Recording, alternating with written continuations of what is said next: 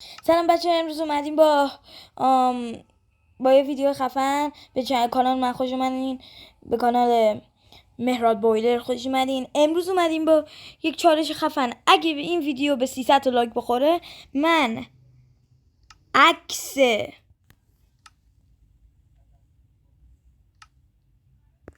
این خوشتیپو که میبینین، این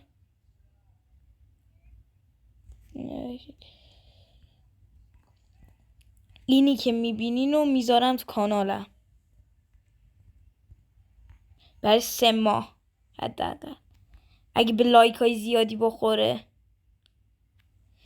300 تا لایک گفتم دیگه، اگه به 300 تا لایک بخوره یا بیشتر، من اگه بچه به 1000 تا لایک بخوره، من برای یک سال این عکس رو برای کانالم میذارم.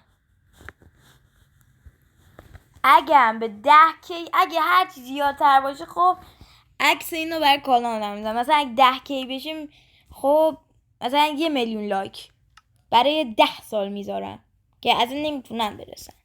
بعد اگه برای 2K، اگه مثلا 10K شد، برای 2 سال میذارم. خب بچه لطفا لایک کنین. اینو گفتم دیگه، اگه به 300 تا لایک یا 1K برسم، خب اینو اسکرین شات ازش میگیرم و تو عکس کانالم میذارم. عکس کانالمو که میبینین الان که من دارم ویدیو میگیرم، عکس کانالم نیست. خب عکس کانالم یه چیز دیگه، اسکینمه.